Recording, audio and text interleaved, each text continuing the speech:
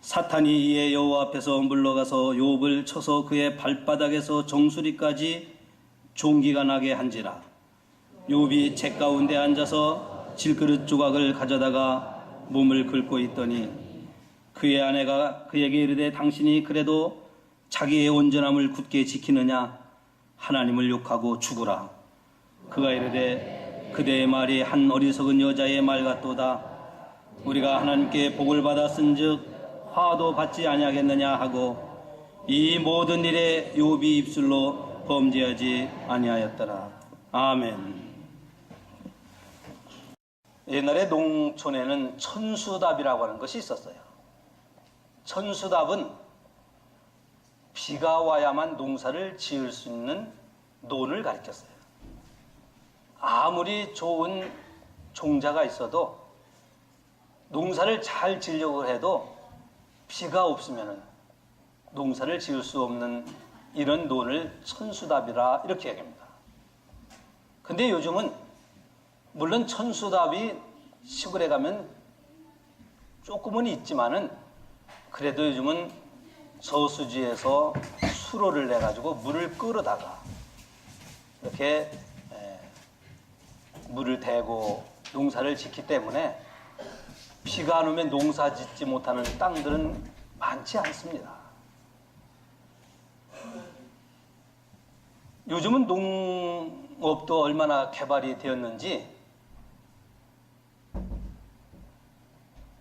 겨울에도 우리는 수박을 먹을 수 있고 겨울에도 토마토, 여름 과일들을 먹게 됩니다.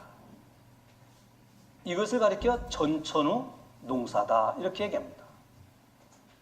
그러니까 겨울에라고 해서 우리가 여름 과일을 먹지 못하는 게 아니에요.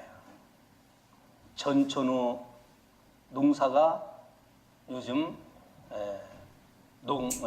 농촌에는 농사를 짓고 있어요. 마찬가지로 오늘 우리 신앙생활도 마찬가지인데요. 감사라고 하는 것은 추수감사절 때만 우리가 한번 감사하는 것이 아니라 전천후 비가 오나 비가 오면 비가 와서 감사하고 해가 뜨면 해가 떠서 감사하고 몸이 건강하면 건강해서 감사하고 몸이 불편하고 아프면 그래도 이 아픔 중에 하나님을 경외하게 하신 것을 인하여 감사하고 돈을 많이 벌면 벌어서 감사하고 적으면 적은 대로 감사할 수 있는 생활, 이것이 전천후 감사의 생활입니다. 농사도 옛날에는 천수답이 있었다고 하면은 전천후 농사를 짓는 시대가 된 것처럼 오늘 예수 믿는 사람들도 우리가 언제나 어디서나 어떤 상황 가운데서든지 감사를 하면서 살아가야 하는 그런 전천후 감사하는 자가 되라고 오늘 성경은 우리에게 가르쳐 주고 있습니다. 교회를 다니는 성도들이 신앙생활을 하면서 똑같이 예수를 믿고 똑같은 교회를 다니지만 어떤 사람은 정말 감사한 마음으로 신앙생활을 하는 사람이 있고 똑같은 교회를 다니지만 어떤 사람은 교회에 대해서 불평도 있고 교회에 대해서 감사를 잃어버리고 살아가는 그런 성도들도 있어요. 똑같은 교회를 다니는데 똑같이 신앙생활을 하는데 근데 가정에서도 마찬가지인데 자식을 키워보면 아시겠지만 어떤 자식은 늘 부모의 은혜에 감사하는 자식이 있고 어떤 자식은 똑같이 키우고 똑같이 하는데도 늘 불만을 갖고 살아가는 자식도 있어요. 어떤 사람은 예수 믿고 신앙생활하는 것이 정말 감사한데 어떤 사람은 예수 믿고 신앙생활하는 것이 너무나 버겁고 힘겨운 제 신앙생활하는 사람들도 있습니다. 하나님은 저와 여러분들이 늘 감사하며 살기를 원하십니다. 하나님은 저와 여러분들이 어떤 상황 가운데서도 감사하는 자가 되기를 원하십니다. 우리가 불평하고 원망스러웠고 원망하고 짜증을 내고 그런 생활을 하기보다는 내게 주신 하나님의 은혜로 인하여 감사하기를 하나님은 원하시는 거예요. 하나님은 여러분들이 교회에 대해서도 감사하기를 원하시고 여러분의 가정에 대해서도 감사하기를 원하시고 하나님은 여러분들이 일하는 일터로 인해서도 감사하기를 원하시는 거예요. 교회에서는 감사한데 가정에 가서는 불평하고, 가정에서는 감사한데 일터에 가서는 불평하고 불만을 갖고 살아가는 그런 사람들이 아니라 가정과 교회와 일터에서 늘 감사한 마음을 갖고 살아가기를 원하십니다. 오늘 감사절 예배를 드리는 사랑하는 성도 여러분들이 이렇게 전천후 감사하는 자가 되시길 주의 이름으로 축원합니다. 감사하는 사람들에게는 이러한 변화가 일어납니다. 첫 번째로는 감사하며 살면은 생활이 행복해요. 가정으로 인해서 감사하면 가정이 행복한 가정이 되고요. 교회로 인해서 감사하면 교회 생활이 행복해져요. 그런데 불평이 있고 삭막하게 살고 짜증을 내는 사람들의 특징은 뭐냐면 감사할 줄을 몰라요. 근데 우리가 감사하며 살면은 늘 행복한 삶을 살 수 있어요. 여러분 행복하게 살기를 원하십니까? 그러면 감사할 줄 알아야 돼요. 좀 힘들어도 가정이 힘들고 교회가 힘들고 생활이 힘들어도 감사하며 살면은 여러분의 마음이 행복해져요. 이왕이면 행복하게 살아가시기 바랍니다. 우리가 감사하게 살면 삶의 의미를 깨닫게 돼요. 내가 왜 살아야 되는지. 감사하며 살면은 이런 변화가 일어나요. 내가 저분이 정말 어려운데, 저 가정이 정말 힘든데 내가 저 가정을 도울 수는 없어요. 내 형편을 봐서는 도울 수 없지만, 그러나 도울 수 없는 형편이지만 내가 저분을 도왔다. 그러면 도움을 받은 사람보다는 실제적으로 도와준 사람이 감사함을 느끼게 돼요. 이게 감사하는 자에게 주시는 삶의 의미인 거예요. 도움을 줄 수 있어서 도울 수도 있지만 도움을 줄 수 없는 지경에 있을 때 내가 한 가정을 도와주면 도움을 받은 가정도 감사하겠지만 도와주는 사람은 더 감사함을 느끼는 거예요. 아, 나도 사람을 도와줄 수 있구나. 나도 저렇게 힘든 사람을 도울 수 있겠구나. 도왔구나. 이것으로 인해서 삶의 의미를 깨닫게 됩니다. 우리가 감사하며 살면은 또한 변화가 일어나는 것은 뭐냐면 인격이 성숙해집니다. 내 인격이 성숙해져요. 어떤 사람은 많이 배웠어요. 많은 것을 가지고 있어요. 우리가 볼 때 저 사람은 정말 떵떵거리고 살아가는 것 같은데 늘 불평하고 늘 원망하고 늘 못마땅하게 살아가는 사람을 보면은 왜 이렇게 쪼잔해 보이는지 몰라요. 왜 이렇게 추해 보이는지 몰라요. 근데 어려운 환경 속에서도 늘 감사하며 살면은 그 사람의 인격이 굉장히 존중해 보여요. 우리가 가진 것에 의해서, 배움에 의해서, 우리가 뭔가 성취하고 잘됨에 의해서가 아니라 사람들에게 우리가 성숙한 인격자가 되는 것은 배우고 가진 것에 의해서가 아니라 감사하는 자가 변화되어지는 하나의 은혜예요. 여러분 감사하세요. 그러면 여러분의 인격이 성숙해지는 거예요. 이왕이면 우리가 살아가면서 여러분이 행복해지고 삶의 의미를 느끼고 인격이 성숙해져가는 예수의 사람이 되시기를 주의 이름으로 축원합니다. 이게 감사하는 자에게 주신 하나님의 은혜인 거예요. 여러분 지금 힘들고 어려워도 하나님께 감사하며 살면, 가정에 감사하면, 교회에 감사하면, 우리에게 주신 일터에 감사하면 행복한 삶을 살 수 있어요.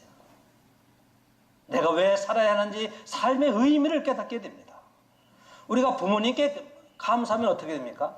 부모님의 은혜를 깨닫게 돼요. 물론 부모님의 은혜를 깨달아야 감사하지만 부모님의 은혜를 모르는 사람이 어디 있어요? 근데 우리가 부모님께 정말로 하나님, 부모님이 나를 이렇게 키워주셨구나. 예? 진자리 마른 자리 골라서 나를 이렇게 키워주셨구나 하고 부모님의 은혜에 감사하는 사람은 부모님의 사랑에 대해서, 부모님의 은혜에 대해서, 부모님이 나를 위해서 헌신하신 것에 대해서 깨닫게 돼요.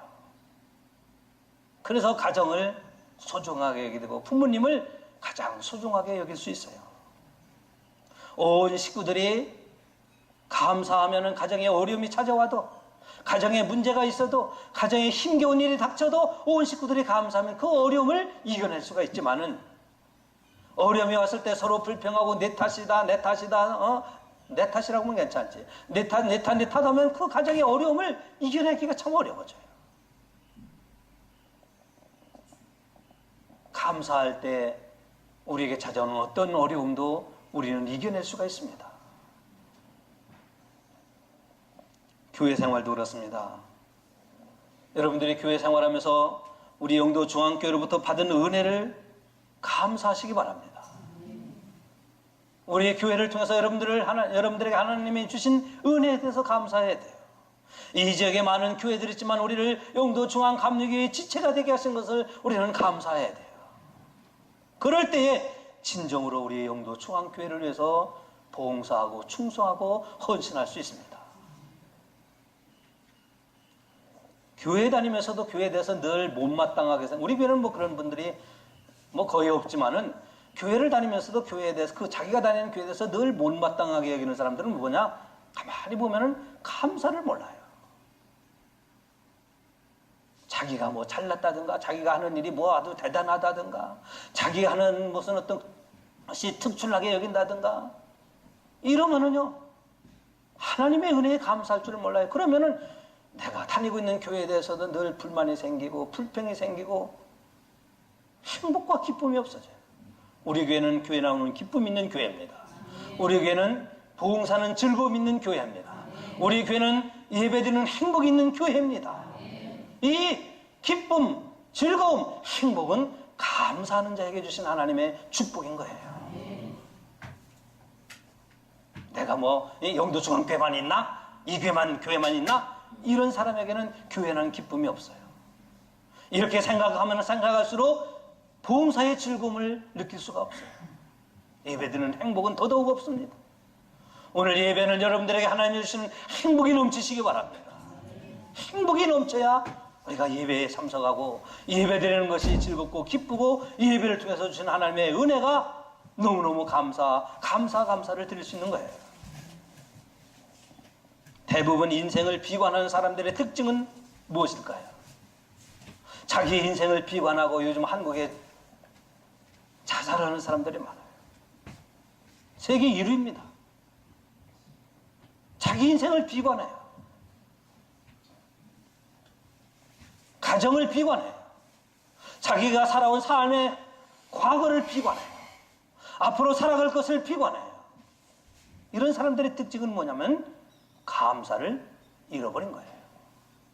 감사할 줄을 몰라요. 여러분, 인생을 비관하는 사람들에게는 감사할 것이 없었을까요? 내 삶을 비관하고 내 삶을 부정하는 사람들에게는 감사할 것이 없을까요? 아니에요. 어떠한 사람에게도 감사할 것은 다 있어요. 다만 감사할 것이 있음에도 불구하고 감사할 줄을 모르기 때문에 자기 인생을 비관하고 자기를 부정하고 자기를 학대하는 거예요. 오늘 우리는 하나님 앞에 존귀한 사람들입니다. 하나님은 여러분들을 귀하게 여기십니다. 우리가 하나님을 존귀하게 여기면 여길수록 하나님은 여러분들 더 존귀하게 여기십니다. 그렇기 때문에 여러분 자신을, 여러분의 인생을 비관하지 마십시오. 학대하지 마십시오. 부정하지 마십시오. 나는 사랑받기 위해서 태어난 사람이고, 나는 하나님의 영광을 위해서 살아가는 사람이고, 나는 하나님의 은혜를 끼치며 살아갈 사람이고, 내가 있으므로 영도 중앙교회가 일어서야 할 하나님의 사람이심을 고백하며 살아가시기 바랍니다. 그럴 때 우리에게는 감사가 우리의 마음속에서 우러나오는 거예요. 우리는 먼저 하나님께 감사할 수 있어야 되고, 우리는 가정에 대해서 감사할 수 있어야 되고, 우리는 교회에 대해서 감사할 수 있어야 되고, 우리는 내가 일하는 직장, 일터, 이 삶의 현장에 대해서 감사할 수 있어야 되고, 우리는 이 나라에 대해서도 감사할 수 있어야 돼요. 이 나라 정부가 어떻고, 이 나라 뭐 정권이 어떻고, 우리가 그것을 떠나서 우리는 대한민국에 태어나고 대한민국 백성이 된 것으로 인해서도 우리는 감사해야 돼요. 여러분, 동남아 사람들이 한국 시민권 받기 위해서 얼마나 애쓰는지 알아요? 우리는 대한민국 국민인 것을 감사해야 됩니다. 우리는 교회, 가정, 그리고 하나님으로 인해서 우리는 감사하며 살아야 됩니다. 그러니까 감사할 것이 너무 많은 거예요, 우리에게는. 문제는 뭐냐? 우리는 들을 때, 말씀을 전할 때, 우리가 이럴 때는 그렇지 감사해야 되지만 실상 내게 어려움이 왔을 때, 내게 문제가 왔을 때, 욥이 그런 사람이었어요. 내게 어려운 문제가 있을 때 그렇게 감사하는 사람이 얼마나 될까? 그런데 성경에 오늘 욥은 정말 경건한 사람이었어요. 정말 하나님을 신실하게 믿는 사람이었어요. 욥의 경건은 많은 사람들이 인정할 뿐만 아니라 하나님이 욥의 믿음을 인정하시는 믿음의 사람이었어요. 욥은 부자였습니다. 욥기 1장 이하의 말씀을 보면 욥은 오늘날은 큰 재벌이었습니다. 재벌했지만 사람들을, 가난한 사람들을 도와주고 어려운 사람을 도와주기 때문에 많은 사람들에게 칭송을 받는 사람이었어요. 욥은 가정에서부터 하나님을 신실하게 믿는 사람이었습니다. 가정에 자녀들이 파티를 하고 생일잔치를 하고, 그래서 혹시나 먹는 것으로 인해서 마시는 것으로 죄를 범하면 어떻게 할까? 그래서 그 다음날은 하나님께 그 자녀들을 위해서 번제의 제물을 드리면서 하나님, 우리 자녀들이 지은 죄를 용서해달라고 제사를 드리는, 오늘날로 얘기하면 하나님께 예배를 드리는 그런 사람이었어요. 그랬더니 사탄 마귀가 하나님께 찾아가서 이렇게 말했습니다. 욥이라고 하는 사람이 저렇게 감사하고 하나님을 신실하게 믿는 것은 매사에 범사에 잘 되기 때문입니다. 저가 무엇을 하든지 양을 치면 양의 새끼들이 그냥 주렁주렁 새끼가 낳고 모든 것이 잘 되고, 그러니까 저가 하나님 앞에 감사하고 하나님을 믿는 사람이 저에게 큰 어려움을 주면 저는 하나님을 배반하고 감사를 다 잃어버릴 겁니다. 하나님이 그래, 욥이 그런 사람이니까 내가 가서 한번 해봐라. 그러나 욥의 생명은 건드리지 마라. 그래서 사탄 마귀가 욥에게 찾아와서 욥에게 고난과 고통이라고 하는 인간이 겪을 수 없는 최고의 고난과 어려움을 겪게 됩니다. 하루아침에 자식이 생일잔치를 하다가 지붕이 무너져서 그냥 다 죽어버렸어요.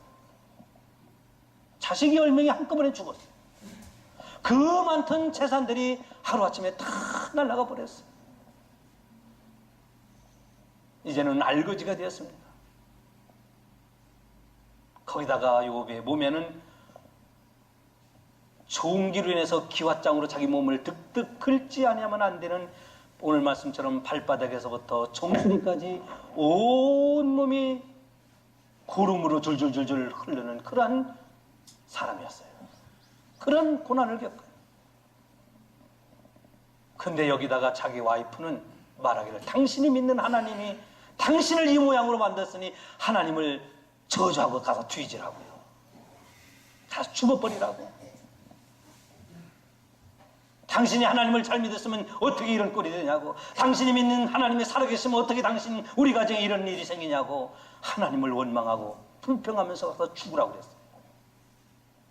그때 욥은 이렇게 얘기합니다. 우리에게 부를 주셨다고 하면 우리에게도 가난을 주시는 이도 하나님이시고, 하나님이 우리를 번성하게 하셨다고 하면 그 번성을 거둬가시는 이도 하나님이시다. 그러니 우리가 이렇게 내가 고난을 당한다고 하나님을 버리고 하나님을 배반하고 불평할 수 있으랴. 이게 욥의 신앙이었어요. 결국은 이런 인간이 겪을 수 없는 가장 극심한 고난을 겪어도 하나님을 배반하거나 하나님을 떠나질 않았어요. 원망하질 않았어요. 불평하질 않았어요. 오히려 하나님 앞에 감사했어요. 지금 내가 가진 거 다 잃어버렸지만은 내가 적신으로 왔사오니, 적신으로 돌아가는 것도 알몸으로 왔으니 알몸으로 돌아가는 것이 마땅하다고 하나님께 그렇게 고백을 해요. 아마 이 지경 되면은 원망하는 사람은 어디 있겠어요? 이 지경 되면 불평하지 않을 사람 어디 있었겠어요? 이 지경 되면 자기 인생을 비관하지 않을 사람 어디 있었겠어요? 이런 상황에 처했으면 하나님을 향해서 하나님이 어디냐고, 하나님 죽었냐고, 하나님이 어디냐고, 나 하나님 안 믿는다고 이러지 않을 사람 어디 있었겠어요? 근데 욥은 그러지 않았어요. 오히려 하나님, 내게 주신 이도 하나님이요 취하신 이도 하나님이시다.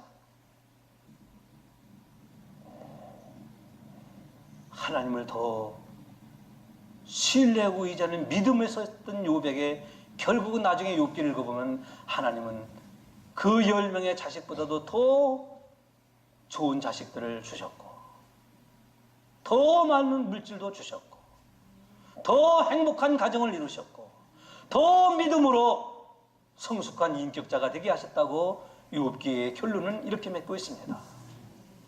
성도 여러분, 천천후 감사는 무엇일까요?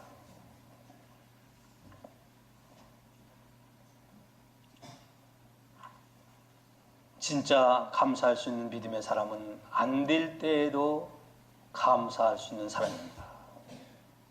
안 될 때에도 감사할 수 있는 사람이에요.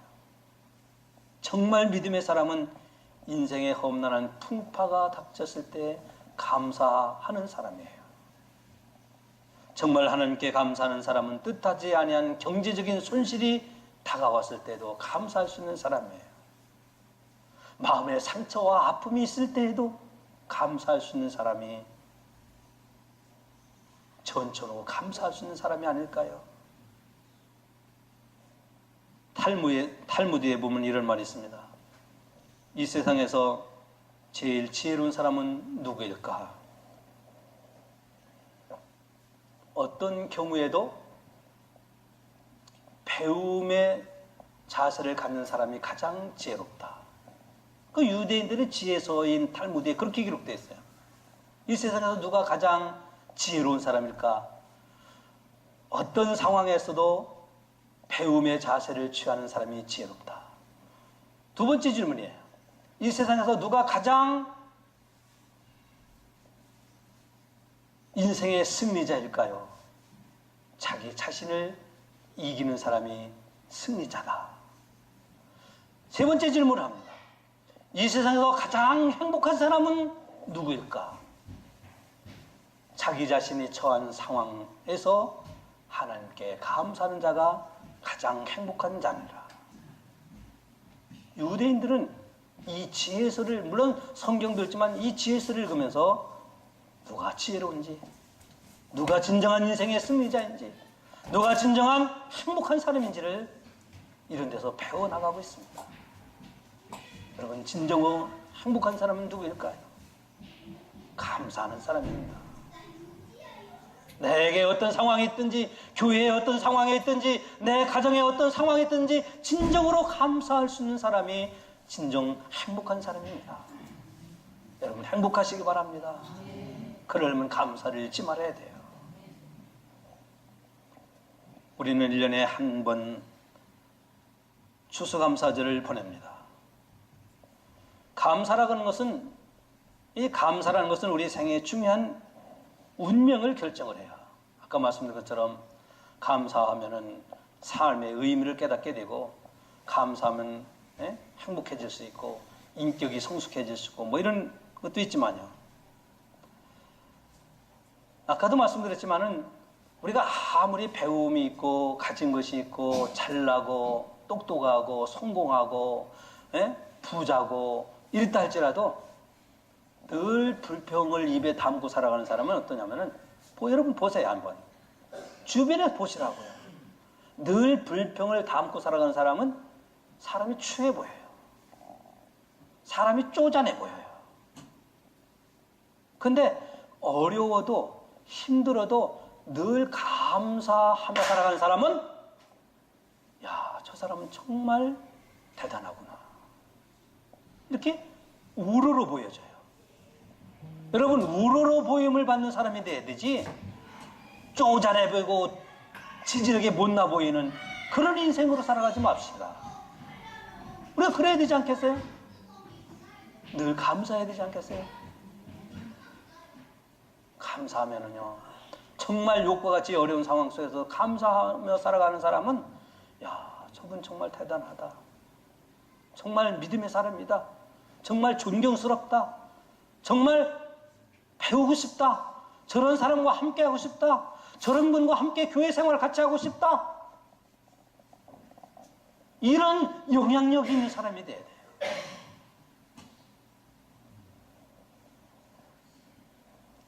어떤 동네에 어느 집안의 자식을 부모가 정말 등골 빠지도록 공부시켜 놨더니 부모의 은혜를 모르고 자기 잘난 줄 알고 부모를 늘 아프게 하는 자식이 있었어요. 근데 어떤 같은 동네에서 그 집은 정말로 자식을 가르쳐서 뭐 저희 동네에 있었던 얘기인데요. 저 시골에. 정말 힘들어요. 그래서 자식을 가르칠 수가 없었어요. 공부시킬 수 없어요. 중학교밖에 못 나왔어요. 농사를 지었어요. 한 집은 등골 빠지게 일해갖고 애를 대학을 가르쳤어요. 대학을 나왔어요. 근데 이 집은 부모 알기를 우습게 얘기해요. 내가 배웠다 이거지. 부모는 무식하다 이거예요. 부모는 배움이 없다 이거예요.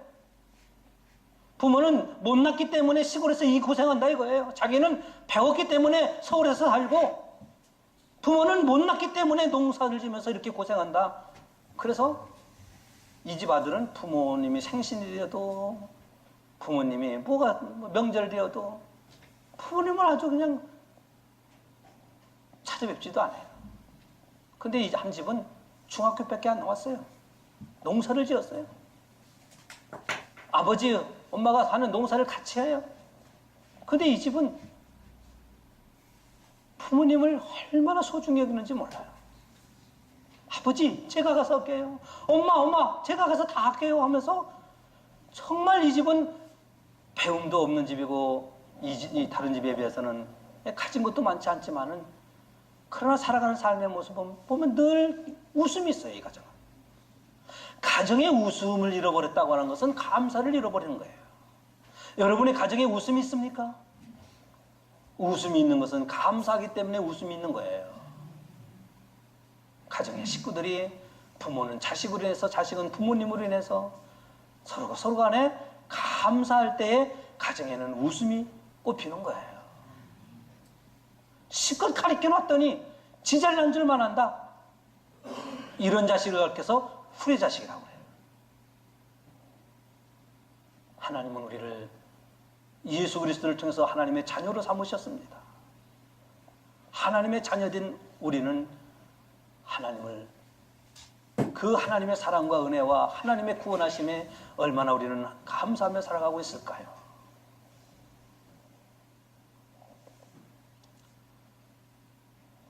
우리가 이 험난한 세상을 이기며 살아갈 수 있는 것은 많이 배우고 안 배우고의 문제가 아닙니다.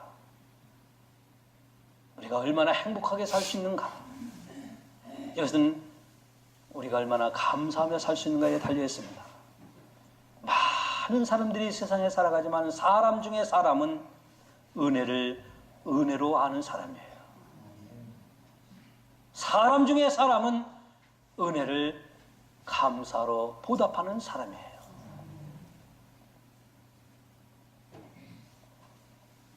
제가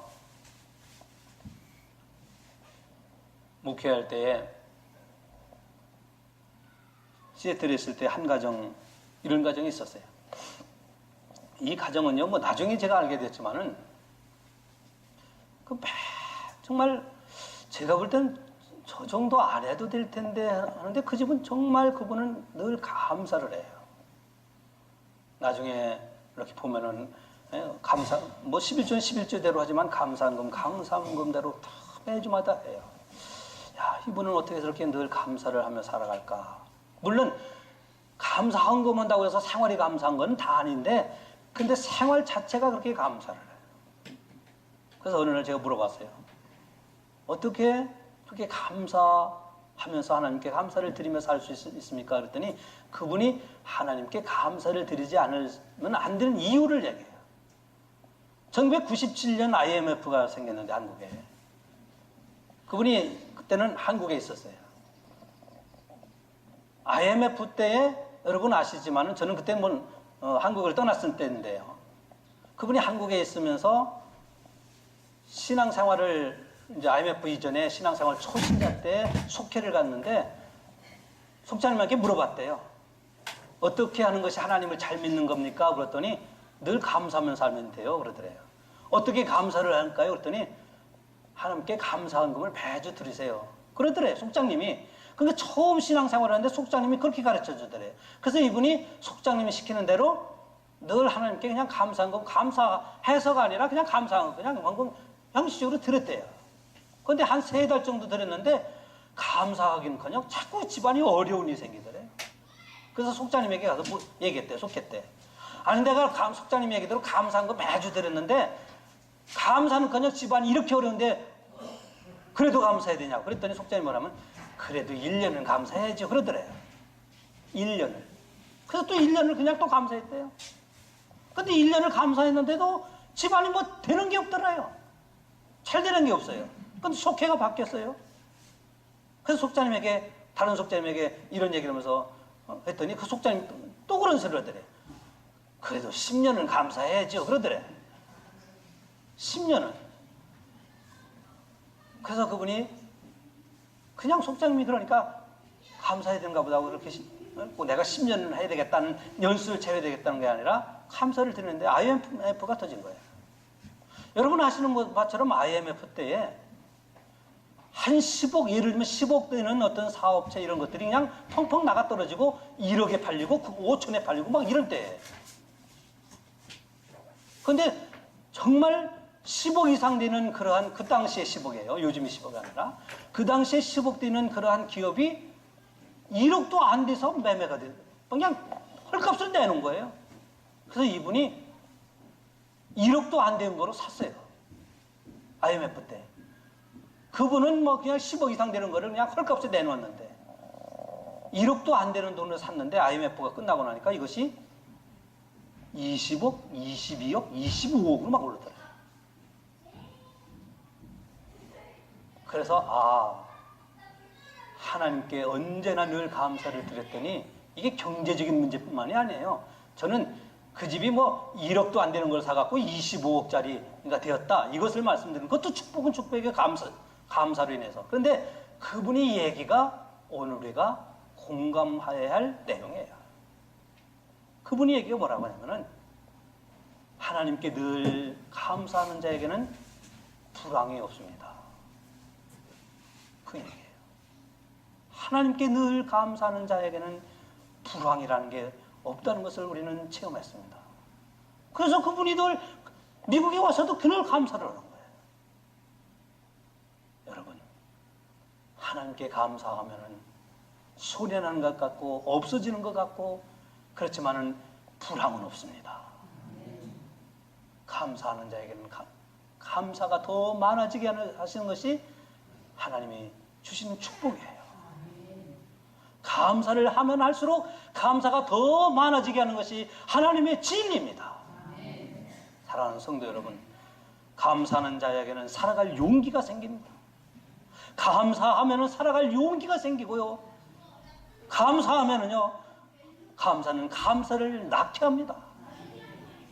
불평하면 불평이 자꾸 생기지만은 감사는 감사를 자꾸 생산해냅니다.